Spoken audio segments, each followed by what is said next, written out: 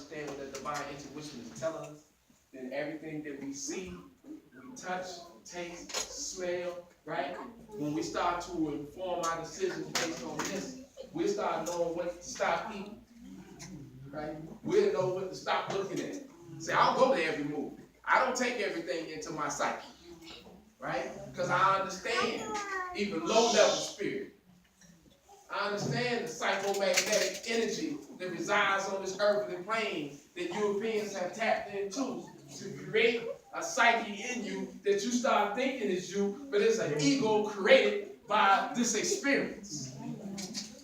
That's why you start thinking that you're a gangster. You'll start thinking that you're a savage. You'll start thinking that you're a payer, you're a pimp, right? You'll start to identify with these low-level spirits as a part of who you are because you're not operating from your true order, your head.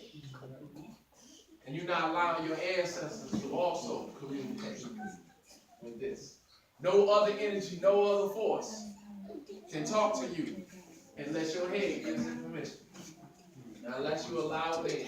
That's why they try to give you that example through them vampire movies. Vampire can't come in your house and let what happens. You're invited in. And that's the same thing with all of these agents. When your house not fortified and you ain't even got no doors and windows on it, any and everything can walk in and out. And that's what's happening to us when we let down our African spiritual guard.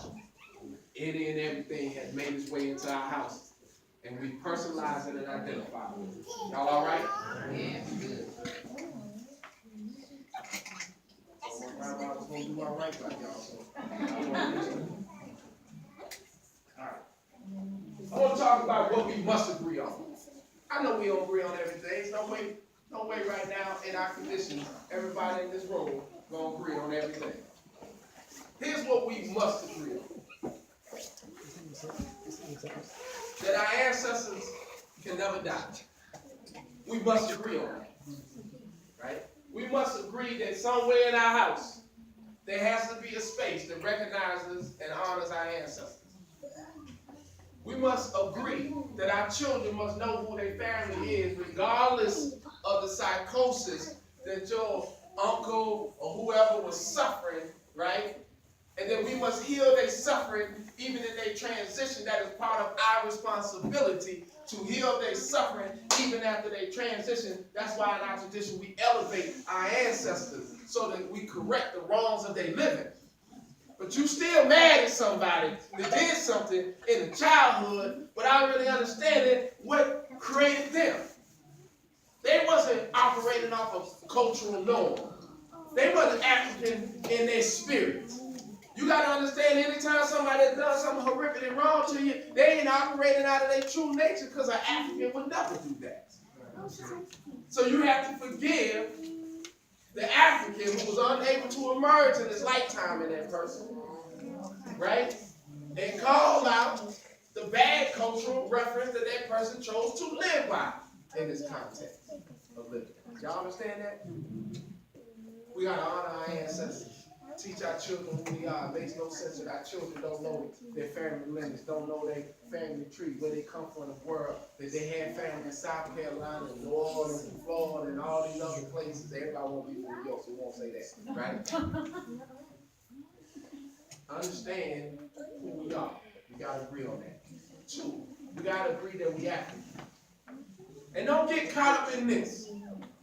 Africa came from Leo Africanus and here's what they didn't tell you about Europeans. Europeans didn't always name the landmass at one point in time after themselves. They named themselves after the landmass they was able to conquer. Africa, right? We already had that lineage.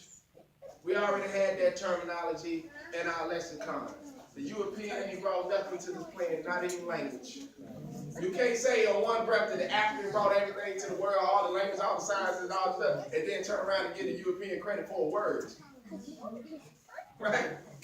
All words that they have derived from that. They might have lost their spiritual energy as they passed on to other cultures and other places they can't identify with the root That's what word. That's why when you study etymology, you get to the root of the word. You understand the power of the word when you find out where it comes from. So when we speak, this is why it's important that we must speak our language. This is something we must agree on. This is something that we must agree on. That we must teach our children an African tongue. Don't get so caught up in the work world that you got to teach them Spanish because they're going to be dealing with Spanish people and they're bilingual. And you got everybody else's language. You French. You got all this in school. Think about this. How many people here graduated high school? How many people went on to college? And in order to go to college, they had to have foreign language, right? And in them black schools, what are the two foreign languages they offer you? Spanish and French. French and Spanish. And who were the French and who were the Spanish? Colonizers. So one, you gotta have English to not even, you ain't gotta go to college. You gotta get this English and have at least at a proficient level. You have to understand English. But if you want to be advanced in your Negroism, you gotta get French or Spanish. But you never escape your colonization. We gotta agree on that. That language is important. That our ancestors must always be venerated. And we must always identify with our true African selves.